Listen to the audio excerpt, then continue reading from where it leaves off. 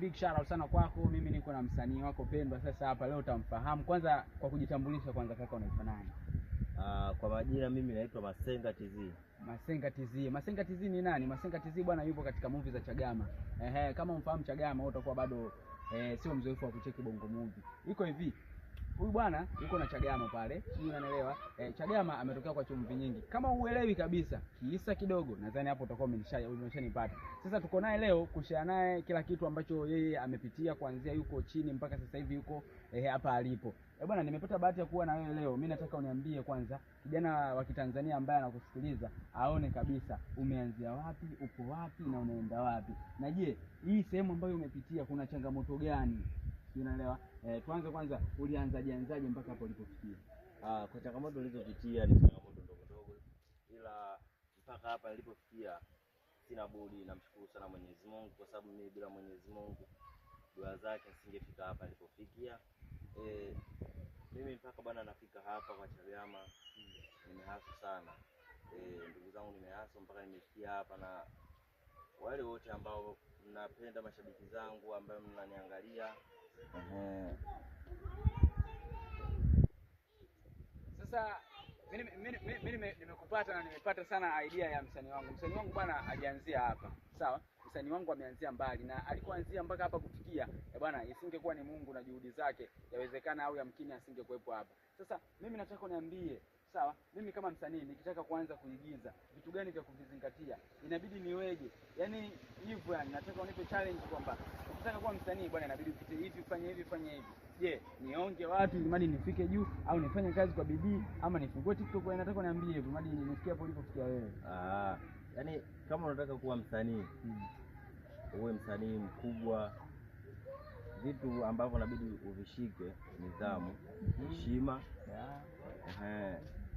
uwe msikivu unachoambiwa, uwe mtiifu, uache sana dharau. Basi na imani utafika mbali sana. Bwana unasikia, usikivu, utiifu, kuna kitu hapo amekisahau kidogo, na nidhamu. Hivyo ni vitu ambavyo unabidi uwe navyo.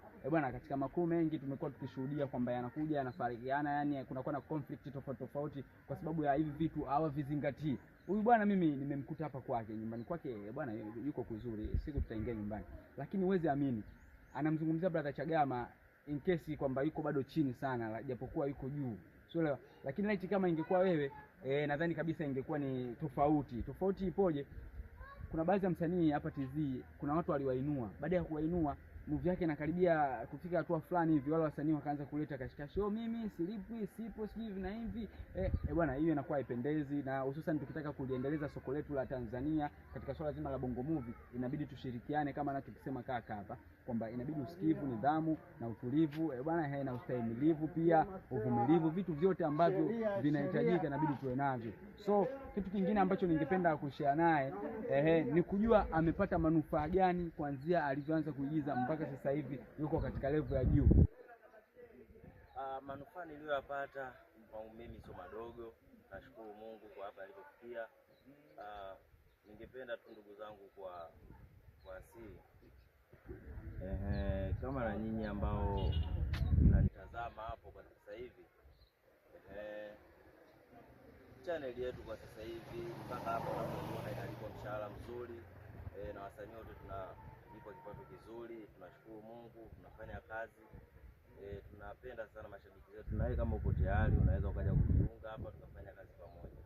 Bwana big shout out sana. Kuna kitu hapa nitaka nisahau, lakini amenikumbusha ndugu yangu. Nilivyofika, kitu pekee ambacho niliuliza cha kwanza kabisa, hii channel yenu inaitwaje? Bwana channel ingia pale search bar ya YouTube, andika Chagama Mnyama TV utaipata, na kuna movie mpya ambao pale ipo inapostiwa kila baada ya siku moja ama kila siku, inaitwa Kiporo. Bwana ni movie ambayo imejaa visa tofauti. Humo ndani kuna mapenzi, kuna uchawi na kuna uswahili pia.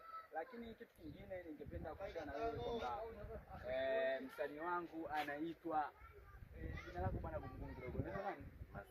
Masenga TZ. Masenga TZ under control ya Chagama Mnyama TV, you know.